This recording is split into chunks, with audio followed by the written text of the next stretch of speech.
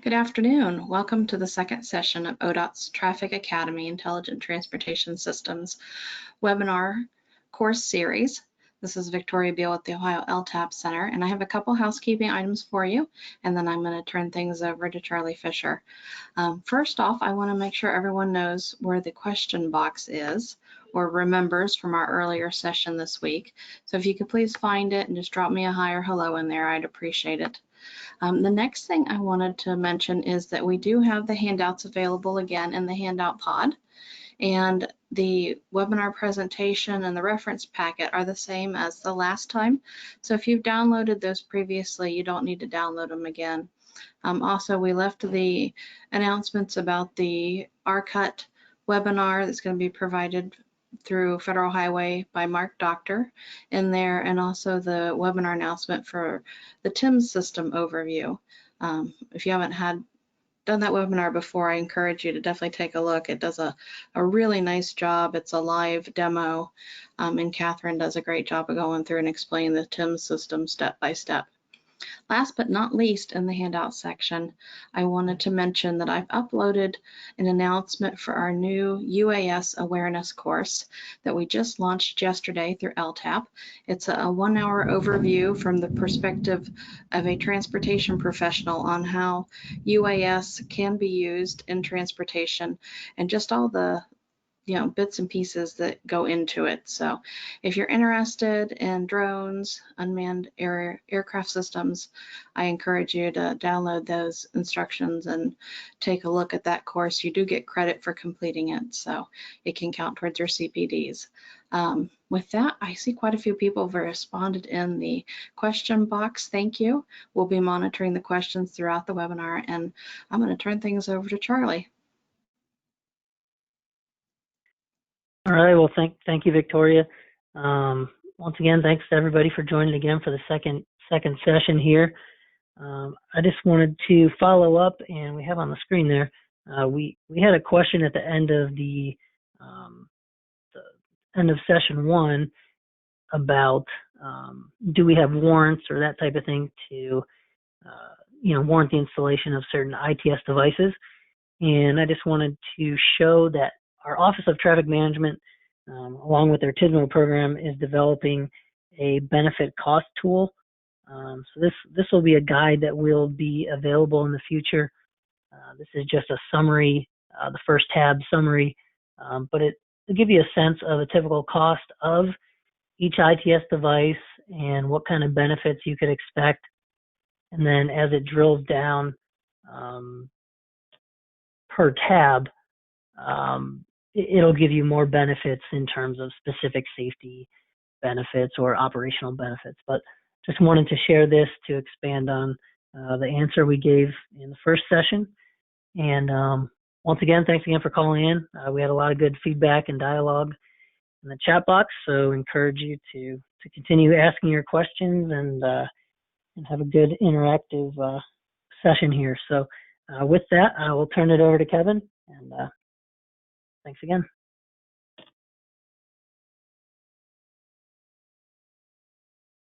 Thank you, Charlie. Just wanted to provide a quick recap. During our first session, we covered the references available to help you throughout the design process, the policies that guide the use of ITS in projects, the various systems and components that make up ITS, and the communication network equipment that are critical to an ITS system. Today, we're going to pick up by continuing to discuss some of the physical infrastructure that's associated with an ITS project. And throughout this section, you'll see a lot of the references that you can use to gain more information.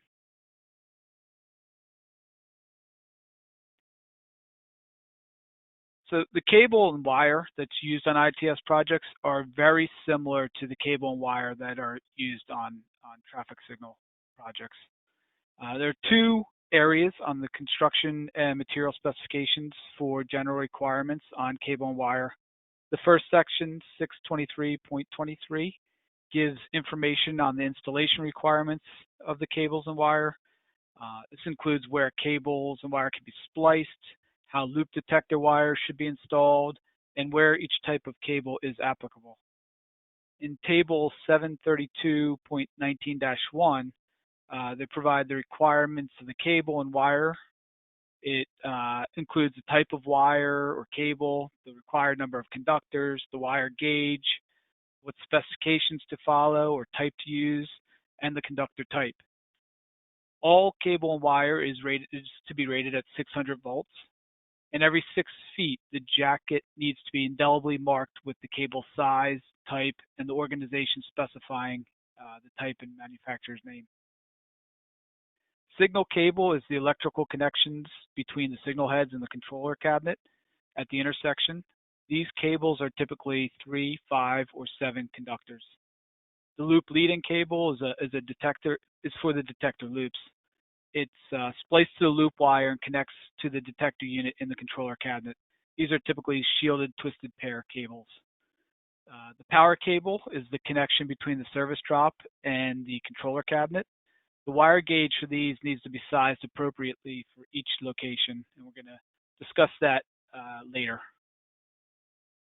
The service cable is used to bring power to the vicinity of an isolated intersection. In section 441-9 of the TEM, they provide minimum wire sizes based on the total load. The service cable is primarily specified as aluminum conductors versus the others being copper. This was done mainly for cost effectiveness. The specifications do allow for copper to be substituted at a wire gauge one size smaller. So if the minimum calls for a number 6 AWG aluminum cable, a number 8 AWG copper cable could be substituted.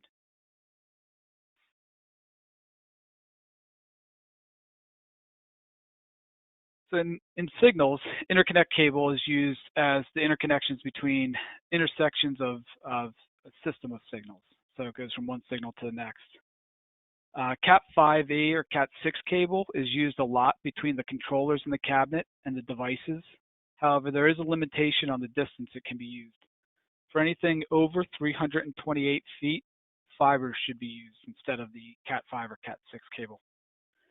As you can see on here, coaxial cable is no longer really used out in the field, and tracer wire should be included at all locations for future locating of the conduit and cabling. For all conduit intended to be used for fiber optic cable, include a 20 feet of slack in either direction in the pull box, which will allow for the tracer wire to be run inside of fiber cable markers that may be installed later on that can be used to trace the wire through that conduit. Any additional information on tracer wires can be found in the supplemental specifications 804 and 809, or 904.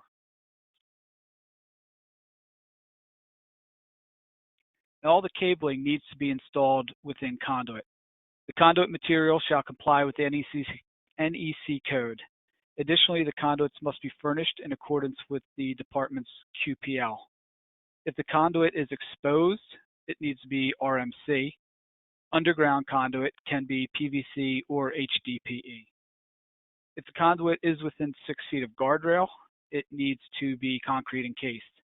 The highway lighting standard construction drawings include a detail for concrete encased conduit. Now, there also has been some recent projects that have included a requirement to concrete encased conduit if it's installed less than 10 feet below guide rail when crossing under it. So you might want to keep your eye out for that on some projects. After the conduit is installed, but before pulling any cable through, ODOT does have a requirement for a mandrel to be run through the conduit to ensure that it's free of any blockages.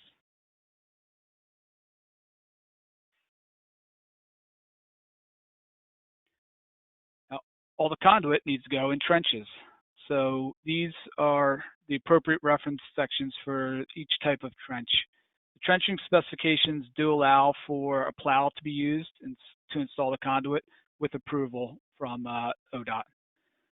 Now, the details show the conduit installed a minimum of 24 inches below the ground. However, section 1300 of the TEM does call for an installation within a 30-inch deep trench. These trenches should also include a 6-inch wide plastic caution tape above the conduits, usually about 6 to 10 inches below the final grade. These are used to warn of fiber or electric in the area. And again, the trench details are included in the highway lighting standard construction drawings. There are other conduit installation methods, such as jacking or horizontal boring. If these methods are required, the CMS does include some requirements for this also.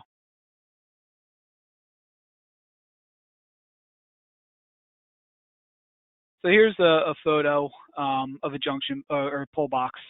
Just looking at this, pay attention to some of the items you see above the ground that are associated with a pull box. You can see the concrete pad around the lid and the fiber marker that's next to it.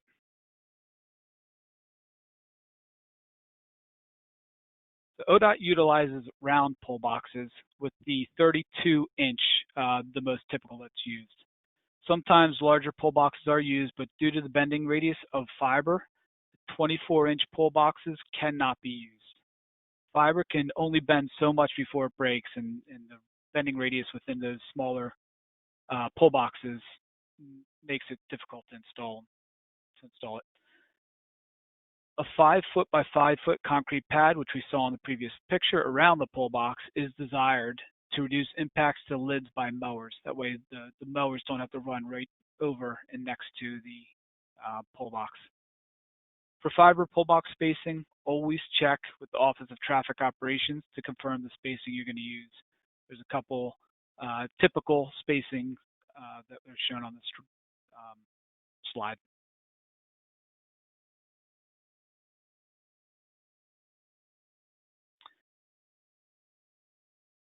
Now, the pull boxes can be made from various materials. Plastic, concrete, polymer concrete, and fiberglass reinforced polyethylene are the acceptable materials, but each of these should be furnished in accordance with the QPL. Regardless of the material used, the cover should always be labeled with either traffic, lighting, electric, or comm.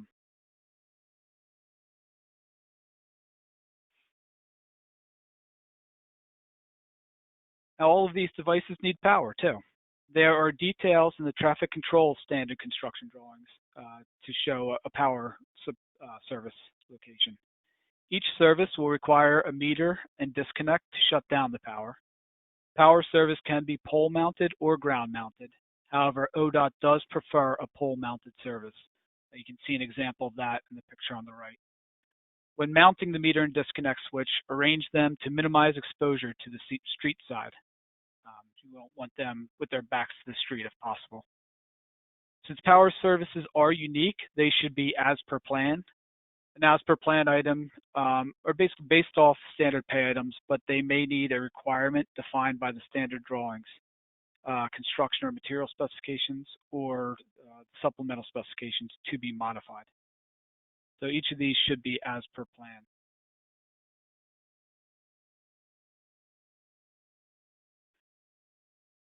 A ground-mounted cabinet is the standard installation method for the cabinets. A total of 4 conduits are to enter the ground-mounted cabinet through the foundation, 2 for the communications, 1 for power, and 1 for the ground rod.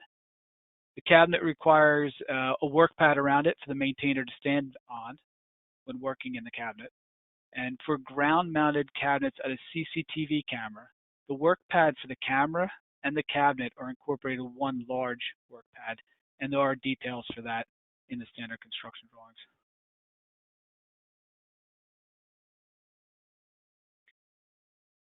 Depending on what the cabinet's being used for, different equipment will be installed inside. There's a list of some of the potential components, which includes controllers for the devices, switches, any number of fiber components that we discussed last time. In ITS 18.00 of the SCDs, they show a layout for a ground-mounted ITS cabinet, identifying where each component should be, including the locations of shelves, drawers, and empty spaces. If you need to install equipment that's not identified on the standard drawing, approval of the location must be received from ODOT.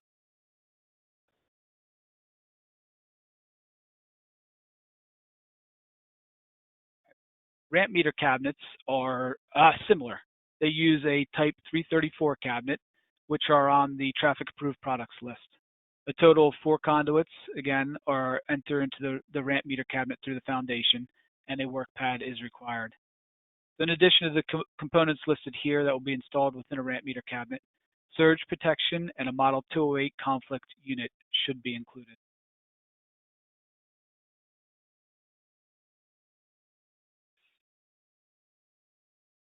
A cabinet riser should be provided with each ground-mounted cabinet to provide an extension of the cabinet.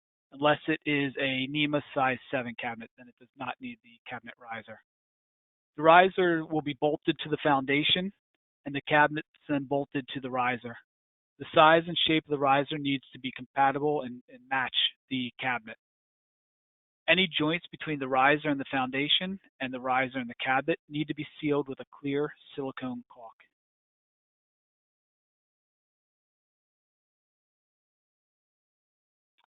The other option for cabinet mounting is to the pole.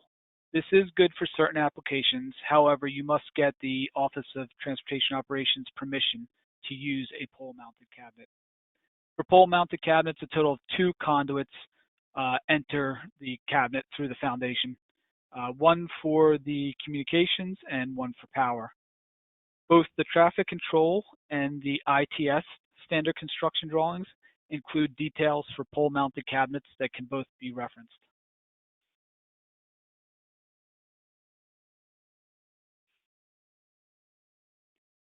Work pads should be installed around almost all ITS devices. We've already mentioned around cabinets, around CCTV poles for when the maintainer is lowering the camera and working on the camera. But at vehicle detector stations and sometimes DMS, these need to be installed as well. In addition to providing a level area for the maintainers to work on, they also help to protect the infrastructure. If the devices are in a sloped area, they still need to be installed. However, they're going to be installed with railing, as you can see in the photo on the right. There are details for this type of installation in the standard construction drawings. Work pads are incidental to the CCTV cameras and the ITS cabinet items.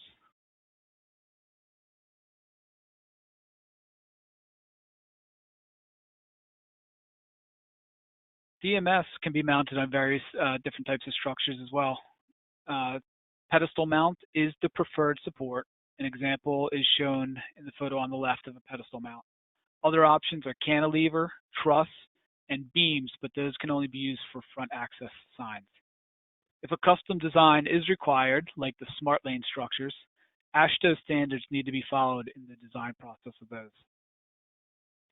Catwalks need to be included to provide access to the sign. There are catwalk details for both pedestal mounted and truss mounted DMS in the ITS standard construction drawings. These details also include a ladder to access the catwalk.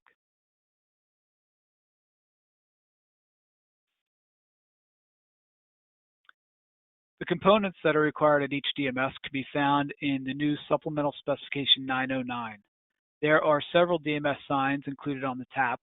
One complete DMS unit, including the software, is required to be provided for testing and approval by ODOT before the other units are ordered. This is to make sure that there's no issues once the signs are installed and integrated into the system.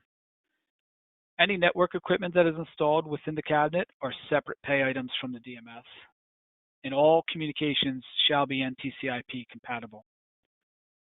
Now, if there's no existing coverage on the roadway, a CCTV camera may be installed on this DMS structure to help with viewing of the area.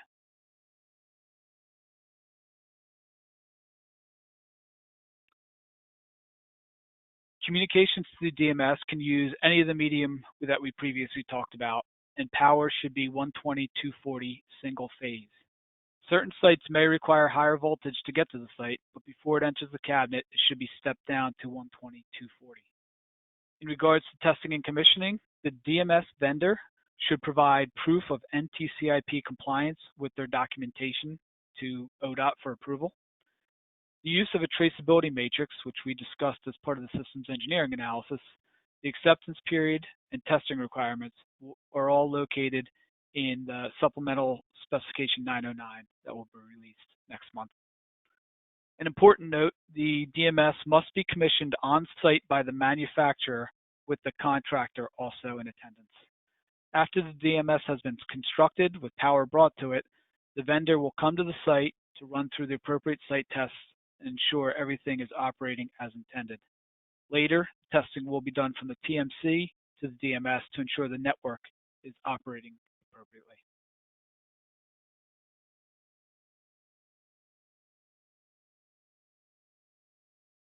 The ramp meter standards have recently been updated, as we've discussed previously. The standards now require the use of a mast arm. There are standards for both a 1-lane and a 2-lane installation.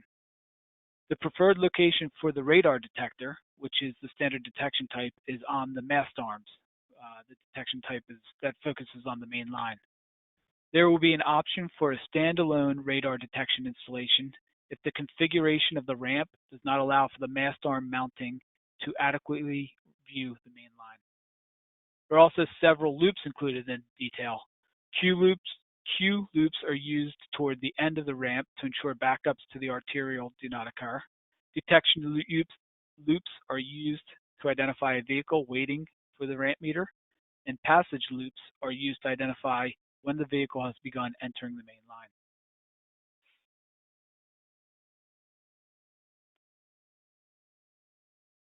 The vehicular signal heads will have many of the same requirements as the traffic signal heads in their color, their placement, LED lamps, and the size. However, for ramp meters, the signal heads will be a 2-section 12-inch head, which is red over green. The ramp meter designs include an enforcement area, typically near the main line, so a signal head is also placed facing away from the ramp for enforcement identification purposes.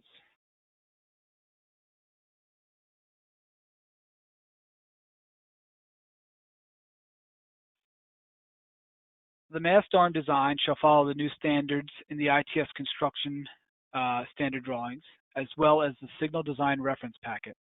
We haven't talked much about the signal design reference packet, but this is another document that can be found on the Design Reference Resource Center I showed you early in day one.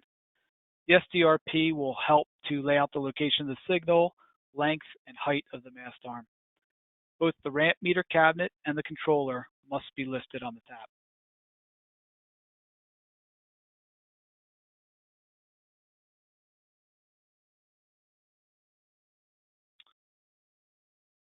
Similar to the structure types, there are foundation designs for pedestal, truss, and median barriers installations included in the ITS standard construction drawings. Cantilever and beam foundations are located in the traffic control standard construction drawings. These details provide information on the diameter, depth, and amount of concrete to use in the foundations for the various installations. They also provide base plate, anchor bolt, and foundation reinforcement information as required for each foundation. Any custom designs similar to the structures will need to follow AASHTO standards and soil conditions at the site.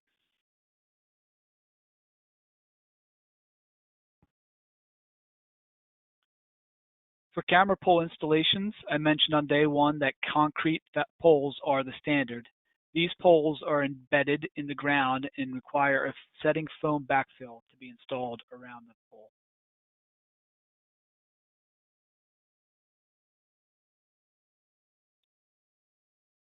Ground rods are an important part of an ITS system. They help to protect the devices from a lightning strike or other forms of static electricity. One ground rod is required per pole or pedestal. This could be for a vehicle detector, CCTV camera, DMS, or a ramp meter.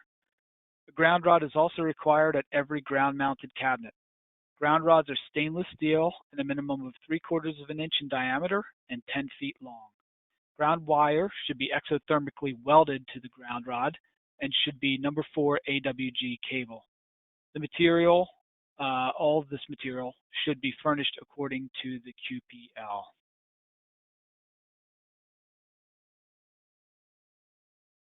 Okay, and we have our first poll question.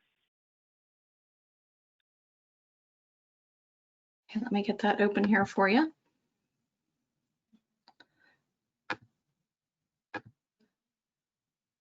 Launching it. It says, which pull box size is typically used for fiber optic cable? Select all that apply. And if you are having an issue voting, where it won't accept your answer on the screen, please go ahead and hit the escape button because you probably have it in full screen mode, and it'll take your answer then, or it should. And if you continue to have issues, you can always drop your answer in the question box too. We're happy to take it that way. I do notice that we have a couple of folks that had raised their hands, and I want to mention that we aren't accepting questions using the raised hand function because we're trying to make sure we capture all the questions for our subject matter experts so we can respond promptly and have the information for the future to make sure we know what things are being asked. So if you could just put your questions in the question box, that would be great. Let's see where we are with the polling. We are up to 86% who voted. You guys are on it today. So I'm going to close the poll question down and share the results. And what we have is 5% chose 18 inches, 17% chose 24, 79% chose 32, 76% chose 36, and 70% chose 48. So I'll hide those responses. It's all yours. All right. Well, the answers are C, D, and E, 32, 36, and 48, with 32 being the most typically used. An 18-inch pull box is for electric, and do not specify 24-inch pull boxes if fiber is used. So Drew, did we have any questions on this section that we need to discuss? I think we answered all of them again, but I can go over them real quickly here. Somebody asked about the preferred cable for the PED buttons, and we responded with that we prefer loop lead-in cable for the PED push buttons.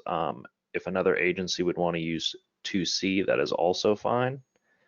There was a question about if they can use Cat5 shielded cable run in the conduit with power cable. We responded with no, that the power and communication should be run separately even when shielded. Somebody asked about the standard construction drawings for 32-inch pull boxes and larger. I listed those there. ITS 14.11 for the 32-inch pull boxes and ITS 1420 for the 48-inch pull boxes.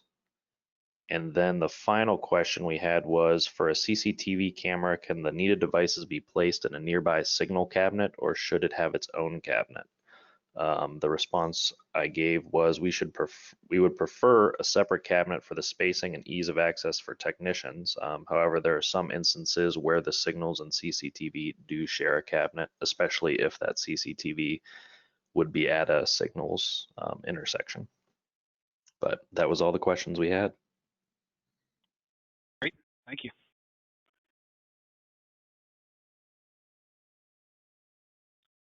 All right, moving on then.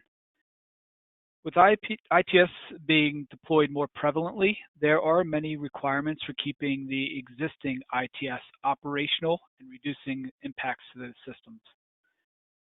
There are set durations for each type of device that is allowed to be not usable by ODOT. This could be due to the comm system being down, or power being out at the site, or even replacing that device. So if the device is down longer than the set duration, there are disincentives that are charged to the contractor.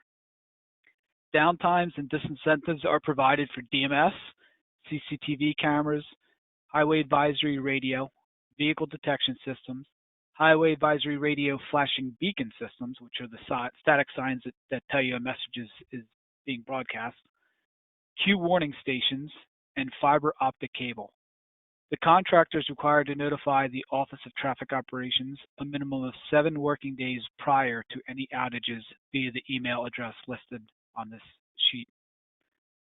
There is a lump sum pay item for maintaining ITS during construction that was recently developed. The supplemental specification 809.17 includes the details for the maintaining the ITS during construction. It is the contractor's responsibility to maintain all of the ITS system's functionality. This also includes any temporary power, fiber, or communication installations that will keep the system operational. Also includes maintaining any field locates performed by ODOT within the project area.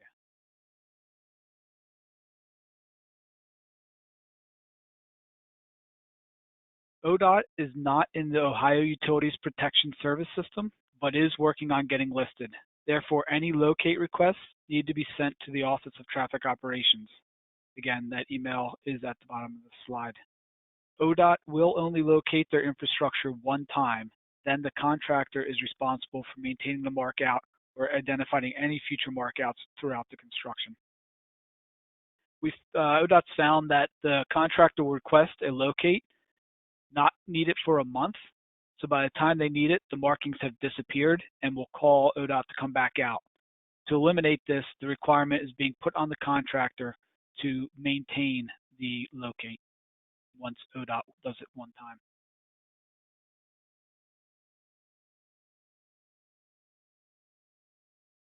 All right, then moving on to site selection. Obtaining power availability up front is critical and should be the first thing done. You should meet with the power company to identify not only whether the power is available, but if it is available at the right voltage. Once you find the site that will meet the requirements for the device and you've identified that power is available, you always want to visit the site. These designs should not be done on a platform like Google Earth. Site conditions can change and there may be things that you just don't see without being in the field. Utility locates should be performed to ensure you're not placing a device over a critical utility that would then need to be relocated, or even the device be relocated possibly. Once all of this is completed, stake out the device and collect the GPS coordinate.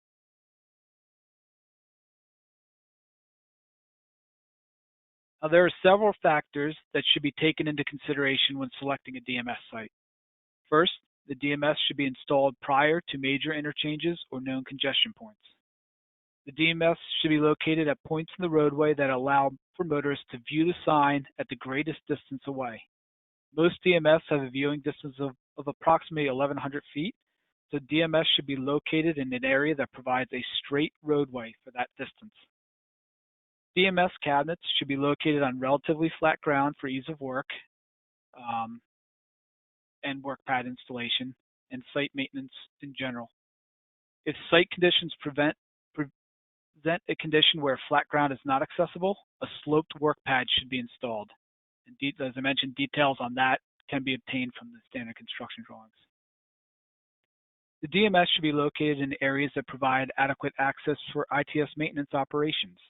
These locations should provide a minimum of 250 feet of a 12-foot wide shoulder that can be used for accelerating and decelerating to the site. In addition, all efforts should be made to locate the cabinets and DMS within 35 feet of maintenance vehicle accessible area. So wherever that vehicle can pull over to park, try and locate the device within 35 feet of that. Device locations shall be designed so that maintenance personnel do not have to cross ditches or streams, as these areas fill up with water during parts of the year and can present a hindrance to ITS maintenance operations.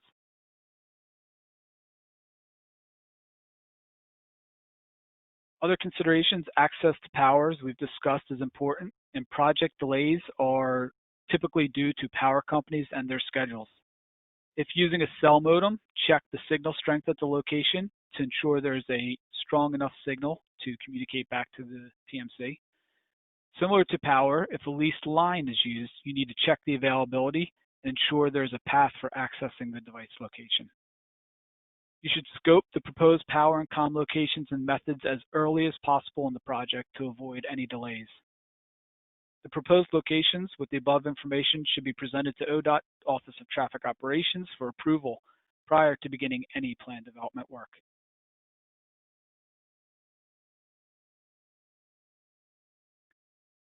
Now, there are also factors that should be taken into consideration when selecting a CCTV site.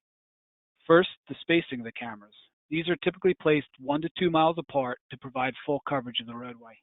This will obviously be dependent on the curvature of the road and elevation changes in the road. You also want to typically provide the cameras on the outside of the curves for better views in either direction. You don't want to put the camera on the side of a hill, in a ditch, or on a bridge barrier that will make maintenance difficult. We discussed orientation of the camera on day one, but you need to take into consideration what the camera at the interchanges can view and what will be blocked. The preference is to blocking a portion of the middle section of a ramp. Similar to DMS, take the maintenance activities into consideration, including the acceleration, deceleration distances, ditch locations, parking availability when you're locating a camera.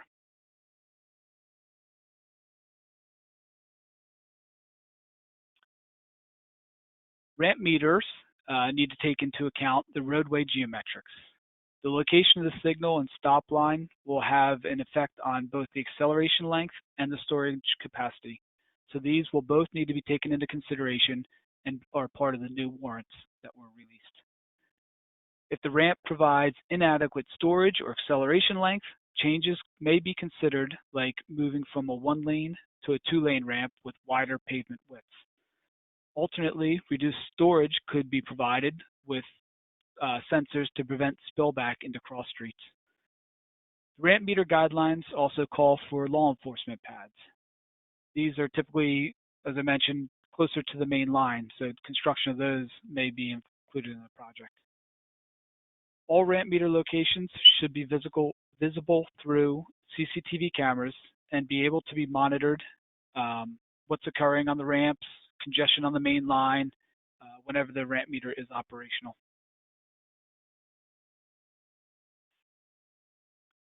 Ramp meters are typically located on major corridors and congested areas. As with all sites that we've discussed, maintenance provisions need to be taken into consideration. There needs to be a safe place to pull off with easy access to all of the ramp meter components. Cabinets should be set downstream from the stop bar and signal heads to provide visibility when maintenance providers are working on the ramp meter. If possible, this can be good practice for a DMS cabinet also, so they can look at the sign while working on it. As mentioned, there are new standards for ramp meters that must be followed, including warrant analyses for new installations. And we've come to our next poll question. Yeah, I'm gonna get that question launched. Hopefully this will be a pretty easy one for everyone. True or false, ODOT ITS is currently a member of OOPS. They're voting very quickly on this one, so I'll be closing it out here in a second.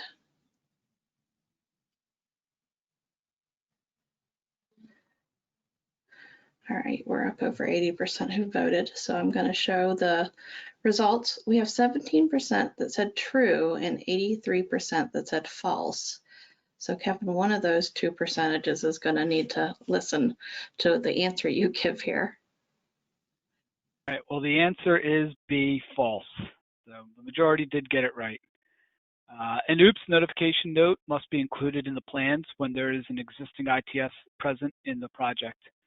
Also remember to include the maintaining ITS during construction pay item to have the contractor maintain and restore as necessary the ITS fiber and equipment, as well as maintaining the initial ITS field locates that ODOT performs within the project area. And with that, Drew, did we have any questions on this section? Yeah, sure. I can go over the answers that we gave here real quick. Somebody asked, what about a 5C shared for a PED push button and a PED signal head? The response that Charlie gave us was, it is not preferred for new ODOT builds, only stopgap maintenance work if loop head in cannot be used. If a local agency prefers and called out in the plans, it is allowable. And then the other question we had, which you just went over, was where is the requirement for ODOT to only mark the utilities one time and the contractor to be responsible for that? And the other part of that question was, should the district send OOPS notifications within the project limits to that project? The response I gave was ODOT Supplemental Specification 809.17, maintaining ITS during construction. And there's also a pay item for that, which is 809E 70,000. And that is a lump sum pay item for the maintaining ITS during construction. And then to answer the second part of that, for a project with this pay item, the contractor who's putting in the OOPS notification should know that they are responsible for locating the ITS devices in that area, but you can send it to them as a reminder if you would like. And that was it. Great. All right, move on to the next section.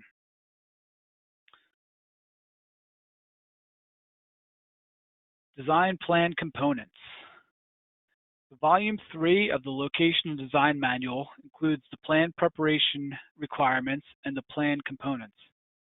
Section 1200 provides the guidance for the plan preparation, including title block information, scales, and drafting conventions. And Section 1300 provides guidance on the plan components. I'm not going to spend too much time on this, as I'm sure most of you are familiar with this manual, but there are also requirements in the TEM. Section 140 provides general design information as it relates to traffic control plans. Section 1340-2 provides plan submittal requirements as it relates specifically to ITS plans. So in this section, there are checklists for the information that needs to be provided with a Stage 1, a Stage 2, and a Stage 3 plan submittal for ITS projects. Prior to each submittal, check this section to ensure that you're including all of the necessary information for each stage submittal. And then the traffic surveillance section can provide information on the roadway baselines to help with the plan development. Now, the order that the plans are developed in is not necessarily the order that they should appear in a plan set. So you can see the difference between the two. The plan sheets and the detail sheets need to be developed before you can complete the subsummary, general notes, and summary sheets. However, in the final package, the general notes and summary sheets come before you get to the plan sheets and details. This will ensure the design is near completion before you start developing some of the supporting sheets and quantities.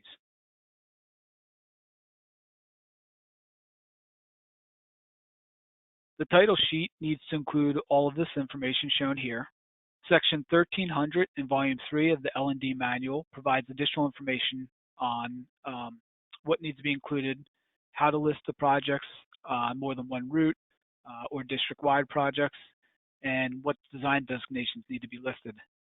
The L&D Manual also provides standard layouts for where all of this information should be shown,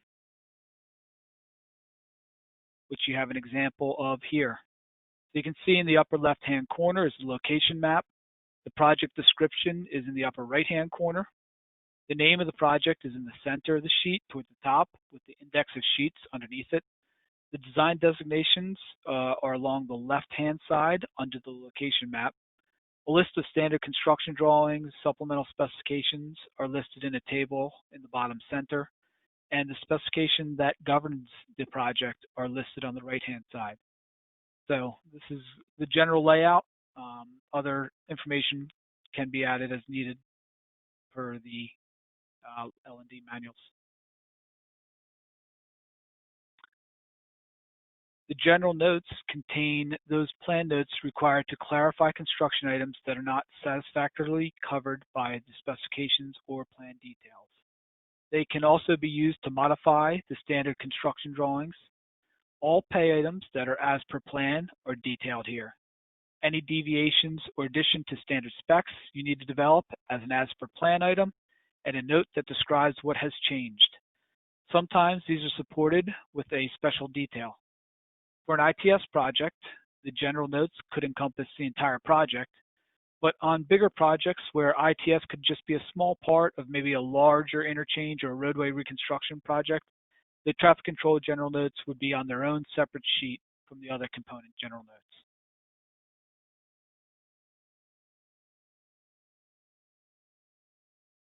I know this is pretty hard to see, but this is an example of a general note sheet, and you can see how the different notes are separated by bold headers. So you've got your utilities listed there, you've got some construction noise notes, notes on existing plans, work limits. So you just might have a couple sheets of general notes depending on how complex or what's involved in the project.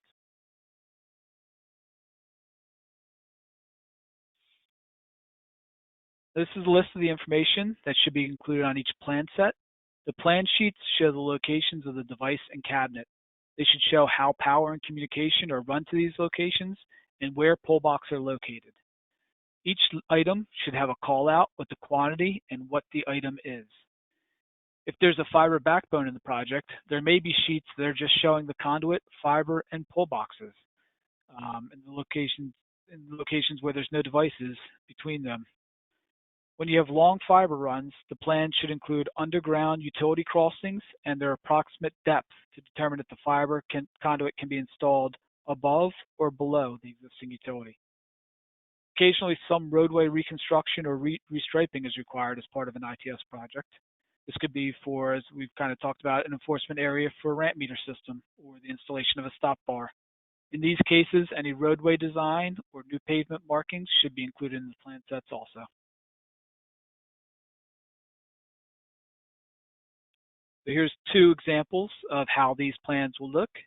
You can see in the upper left-hand corner, all the pull boxes that are located on that sheet are summarized and include information on the pull box number, the pull box size, the station and the offset. Now, and if there's a splice enclosure that's located in the junction box, that's also included in that summary. As I mentioned, each conduit runner device includes either an interconnect or an ITS callout describing how much and what is being installed. I know it's kind of hard to see, but you can see the lines coming out with a circle. That's got the information that tells you how much and what is being installed for each infrastructure. The design plan should also include any site-specific notes to help the contractor clarify the plan or the construction methods. Existing and proposed utilities should be included to identify any conflicts or avoidance areas. Existing and proposed right-of-way or limited access lines should be shown to ensure all equipment remains within these limits, thus eliminating the need for right-of-way acquisition. And all quantities should be summarized off of the design plans.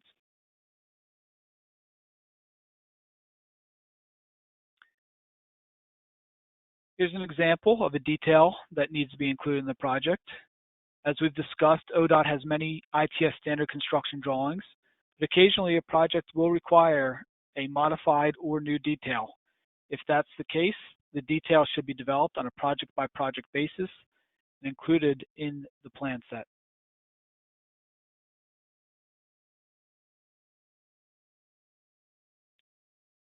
And then here's an example detail for a new ramp meter installation. It would include the location of the signal heads, location size and details of the signage, lane widths, pole heights, and foundation sizes. All of this information is captured in the Mast Arm table. This is the type of information that will be project specific and will need to be included in the plan set as a detail sheet.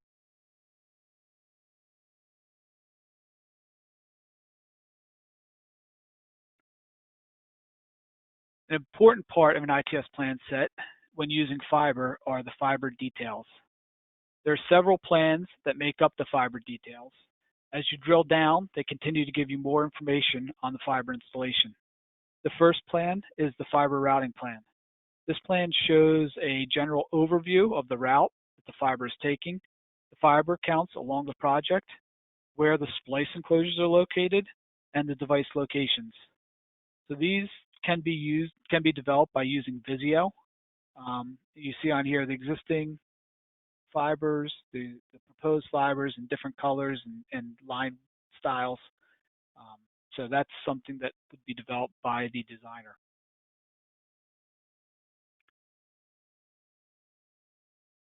Right, next are some of the fiber splicing details and communication diagrams. This sheet shows a straight line diagram of the entire system with references to locations for additional information. The sheet number references the site plan where the device is located. This also identifies which pull boxes the splice enclosure is in, how the cabinets are connected, the fiber counts that are running to each cabinet, and which devices are at each location. So here you can see the entire fiber strand and connection points. A 72-strand backbone is being connected to either 24 or 48 fiber strand drop cable at each cabinet. At the beginning of the run, the entire backbone is being brought into the cabinet.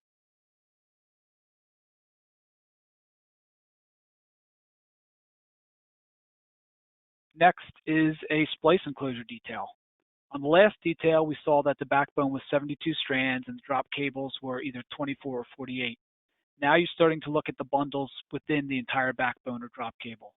Each bundle contains 12 fibers. So on the backbone, there are 6 bundles with 12 fiber each.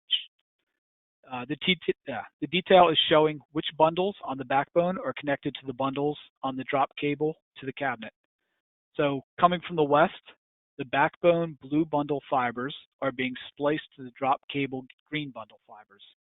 These fibers go to the cabinet where they're connected to the termination panel.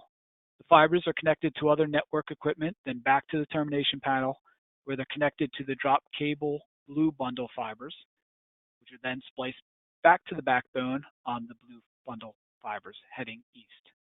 This creates a ring situation and allows the communication along the backbone to continue to all of the devices.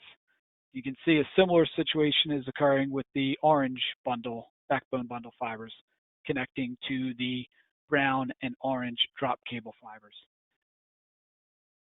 The green in the backbone, the green, brown, slate, and white bundles are just continuing along the corridor at this location, so there's no splices happening here with those bundles. Sometimes the same splice enclosure detail will be used at multiple locations, so you could have this situation at 4 devices. In these instances, only one typical detail would be shown with each of the locations that is used listed next to the detail.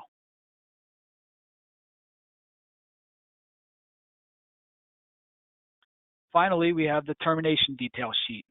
Now we're looking at the individual fibers within the bundles and can identify which ones are being spliced. Each dot on here is a splice in the backbone fiber. You'll use the information from the previous sheet to determine which drop cable bundles that they're being spliced to. Within the bundles, the blue cable typically would be spliced to the blue cable, the orange to the orange fiber, and so on, so on. Again, you can see that the brown, slate, and white bundles are not being spliced here. Therefore, their individual fibers are not being broken out. Now, don't worry if this is all a little confusing. ODOT will help with these. They are very knowledgeable on how the system should be set up to work with the existing devices. So they want to make sure there are no issues and will help with the development of these.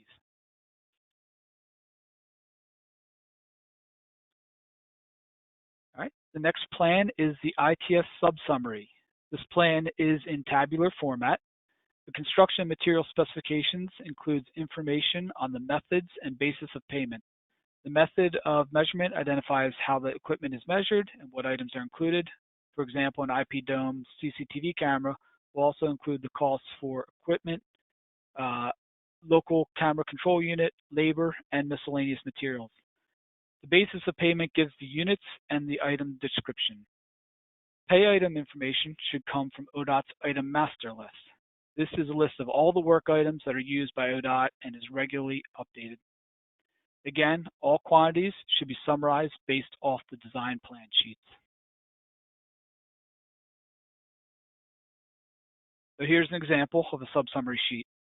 See the reference numbers, sheet number, station, or on which side of the road the item is on is located to create rows along the left-hand side.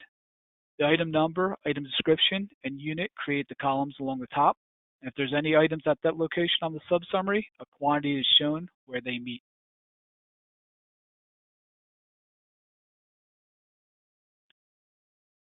The general summary compiles the totals from all of the component sub-summary sheets.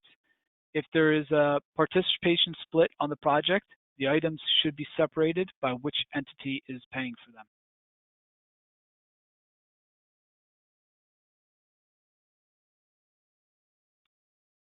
Here's a general summary example. You can see on the left there are several sheets with the quantities listed on each sheet, and one of the columns in the middle is the total quantities that is summarizing each of these sheets.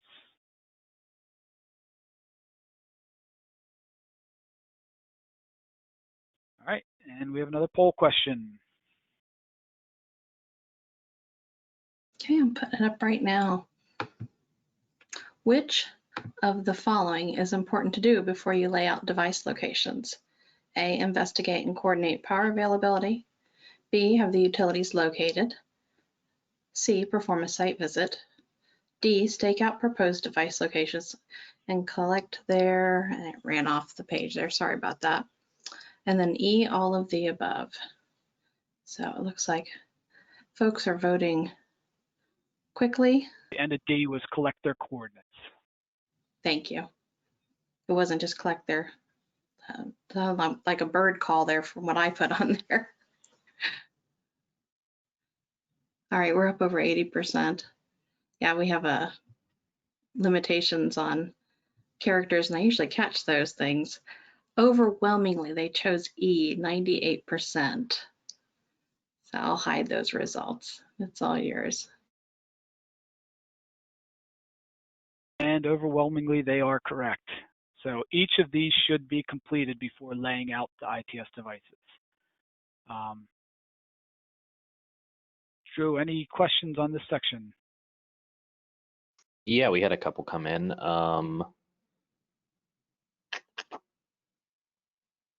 Oh, actually, no, there's only one question here. It says, are templates available for splicing details, termination details, etc.? That was the only question we had come in. I did not get to answer that one just yet. It just came in, so. I believe we do have, oh, sorry, go ahead, Kevin. If you want to take it, Drew, it's up to you. Nope, all you. So there are some templates, but in reality, ODOT does do pretty much the drawings and we'll give them to you. You'll just have to format them and get them into the correct plans. There's not, other than the first one, the Visio routing diagram, ODOT will prepare the other ones. They have all the background information to make sure that, you know, the fibers are dark or they're not going to be creating a conflict with other devices. So although there are some templates, they're really going to give you the information that you need.